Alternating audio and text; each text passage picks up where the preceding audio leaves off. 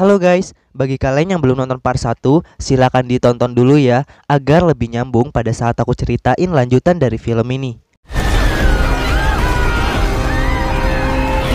Terjadilah kekacauan yang mengakibatkan orang-orang di sana tersedot ke dalam pusaran itu. Tidak hanya orang saja, bahkan mobil dan pepohonan juga ikut tersedot. Show everyone where we're... Bahkan mobil yang berisi sang dokter pun juga ikut tersedot.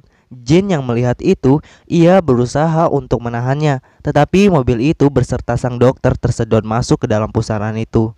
Karena merasa bersalah, Jin melompat ke dalam pusaran itu. Clip berusaha untuk mencegahnya, tetapi Jin tetap melompat.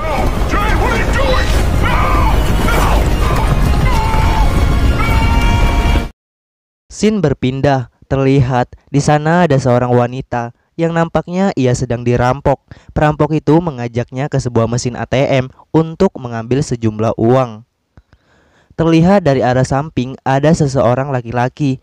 Nampaknya itu adalah temannya. Tiba-tiba ada seseorang yang menghajar temannya, yang membuat perampok itu menyandra si wanita. Tiba-tiba dari dalam mesin ATM terdengar suara. Dengan cepat perampok itu menembaki mesin ATM itu, dan ternyata di belakang perampok itu ada seorang pria yang memakai jaket berwarna merah.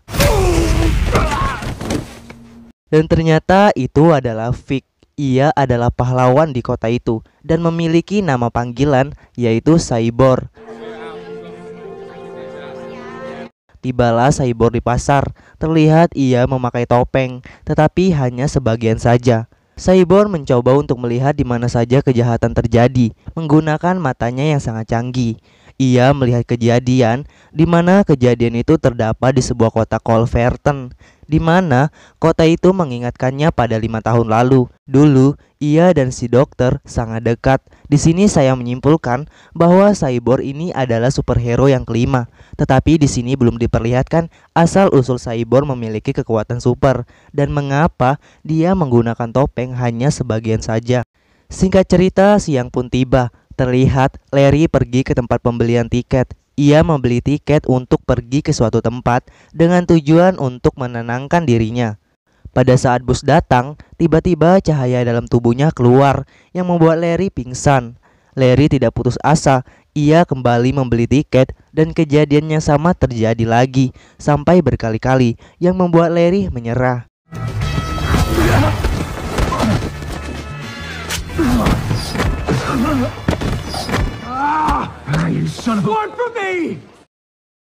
Scene berpindah. Terlihat klip yang sedang ingin menangkap keledai dan ia bertemu dengan Cyborg. Di sana, klip menceritakan tentang hilangnya sang dokter dan Jane yang tersedot ke dalam tanah. Pada saat lagi ngobrol, tiba-tiba keledai putih itu mengeluarkan sesuatu yang ternyata itu adalah Jane dan mereka membawa Jane untuk pulang. Sampailah mereka di rumah. Di sana, Cyborg mengingat kembali ke masa lalunya. Dulu, ia pernah bermain dengan sang dokter. Terlihat mereka berdua sangat akrab. Dan benar saja, ternyata Cyborg ini adalah superhero yang kelima. Terlihat Jane sudah sadar. Cliff berusaha menanyakan di mana keberadaan sang dokter. Di sini nampaknya sifat Jane berubah dan ia berkata bahwa sang dokter mati di pelukannya. Ketika Cliff kembali bertanya, di sini nampaknya Jane yang asli yang menjawab dan tiba-tiba Jane berteriak histeris. Pada saat Cyborg ingin bicara dengan Jane, di sini lagi-lagi sifat Jane berubah dan terlihat ia mengenali Cyborg. Pada saat Cyborg bertanya, "Siapa namamu?" dan Jane menjawab bahwa namanya adalah Baby Doll. Karena Cliff penasaran dengan Jane, ia pergi untuk mencari latar belakang Jane dan Cliff menemukan sesuatu bahwa Jane memiliki 64 kepribadian ganda dan ia mengetahui salah satu kepribadian itu terdapat salah satu sosok yang tidak ingin diinterogasi. Ia bernama Katie. Cliff yang mengetahui bahwa Cyborg akan menginterogasi Jane, ia bergegas menuju ke tempat Cyborg dan benar saja yang berbicara kepada Cyborg adalah Katie. Ia menyerang Cyborg.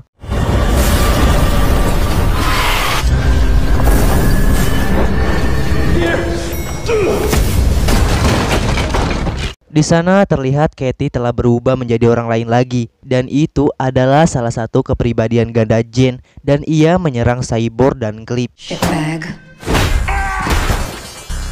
Lagi-lagi kepribadian ganda Jane berubah, dan ia kembali menyerang Clip. Untung saja Cyborg datang dan mengurung Jane ke suatu tempat. Scene berpindah. Rita dan Larry beranggapan bahwa keledai itu adalah sebuah portal. Mereka perlu melakukan sesuatu, dan mereka menyuruh Rita untuk masuk ke dalam keledai karena tubuh Rita bisa meleleh. Karena itu akan lebih mudah untuk masuk. Awalnya Rita menolak karena untuk melelehkan tubuhnya ia harus stres terlebih dahulu. Tetapi Clip dan Cyborg membujuknya dan Rita mau untuk itu. Ew. It's beautiful. Tetapi Rita malah tersedot beserta Clip dan juga Cyborg.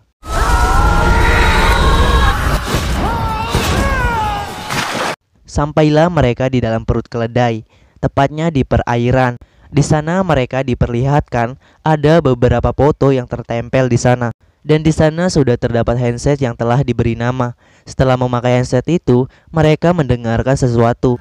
Bonjour, bienvenidos, Yakoso tour, whether you like it or not. First up, now my hair, and welcome. Nampaknya orang itu mengetahui semua yang terjadi kepada mereka.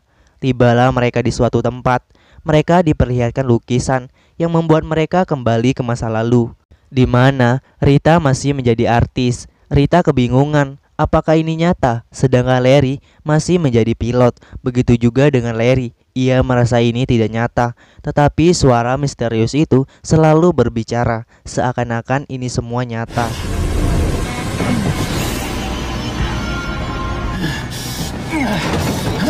Yes! Our hot shot. Berpindah ke Cyborg, terlihat ia sedang dalam keadaan pingsan dan di sekelilingnya terdapat api, dan ternyata sebelah bagian kepalanya hancur dan beberapa bagian tubuhnya tidak bisa digerakkan. Agak lama kemudian keledai itu mengeluarkan segala isi yang pernah ia sedot pada saat pusaran itu. Begitu juga dengan Larry, Rita dan juga Cyborg.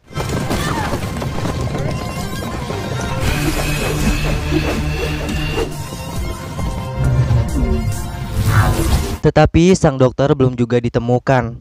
Singkat cerita, Cyborg kembali mengingat masa lalunya, di mana ia sedang membicarakan tentang nilainya yang selalu kecil karena pergaulannya bersama teman-temannya.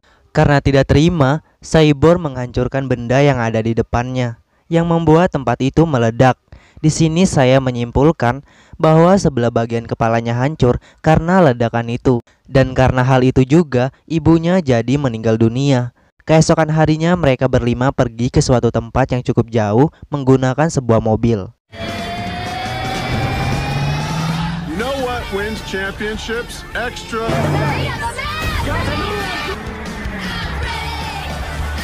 Tapi tiba-tiba cahaya dari tubuhnya Larry keluar yang membuat Larry pingsan, dan cahaya itu merusak mesin mobil yang mengakibatkan mobil itu mogok.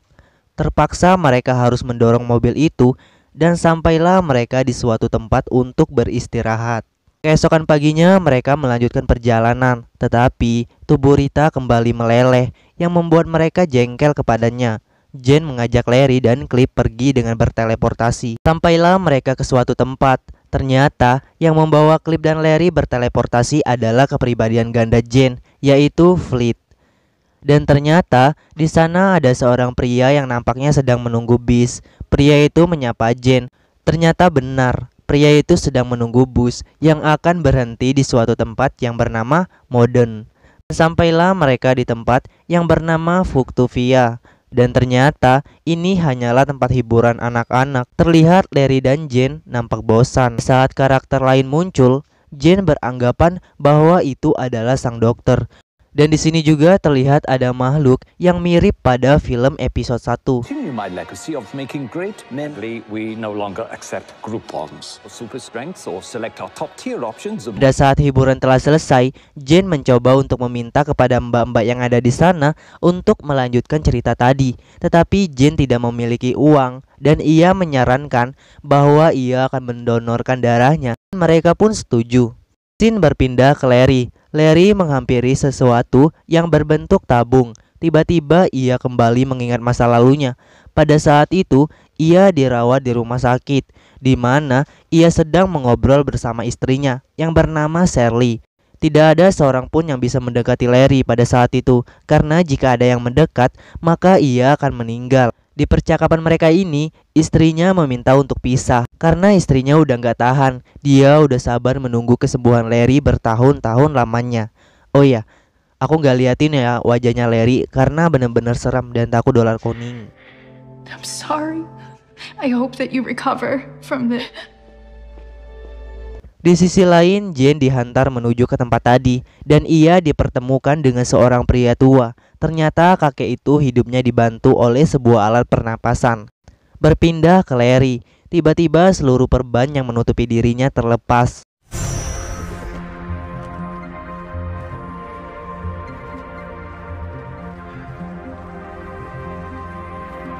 Begitu juga dengan cahaya dalam tubuhnya. Ketika hendak pergi, cahaya dalam tubuhnya menghalanginya. Berpindah ke Jane. Si kakek mengajak Jane untuk bekerja sama, entahlah dalam hal apa. Si kakek bertanya kepada Jane, bagaimana cara kau mendapatkan kepribadian ganda itu? Dan bagaimana cara kau mengontrolnya? Di sini Jane tidak menjawab asal-usul kekuatannya, tetapi dia hanya menjawab, kami tidak saling mengontrol. Kemudian Jane bertanya mengenai sang dokter. Si kakek menjawab bahwa Nihilis atau sang dokter adalah penipu besar. Berpindah ke Cliff. Cliff hendak pergi dari tempat itu, tetapi dia dihadang oleh beberapa orang. Dan ternyata si kakek ini memiliki kepribadian ganda, tetapi kepribadian ganda tersebut tidak menetap di dalam satu tubuh, melainkan menetap di seluruh tubuh orang yang ada di tempat itu, termasuk juga orang yang menghadang Cliff tadi.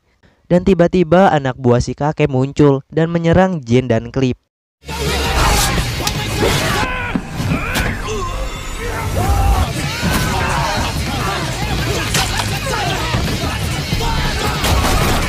Nazi fucks. Dan si kakek pun meninggal, berpindah ke Larry. Ternyata itu semua hanyalah mimpi. Yeah. Mereka pun pergi dari sana tanpa mendapatkan informasi tentang dokter dan terlihat Rita dan Cyborg baru tiba di sana. Mereka pun pergi menggunakan pesawat milik ayahnya Cyborg. Di dalam pesawat, Larry kembali mengingat masa lalunya, di mana dia dikunjungi oleh pacarnya. Lah, kan dia udah punya istri. Oh ya, ternyata Larry ini menyukai sesama jenis. Mereka menjalani hubungan secara diam-diam. Sebenarnya ada adegan waktu dia nganu sama pacarnya, tetapi aku gak liatin. Dan hubungan mereka hancur karena keadaan Larry seperti ini. Di akhir film, muncullah seorang pria yang pernah bertemu dengan Jane di halte bus. Dan pria ini menjadi sosok makhluk yang aneh, entahlah apa itu. Dan film pun selesai.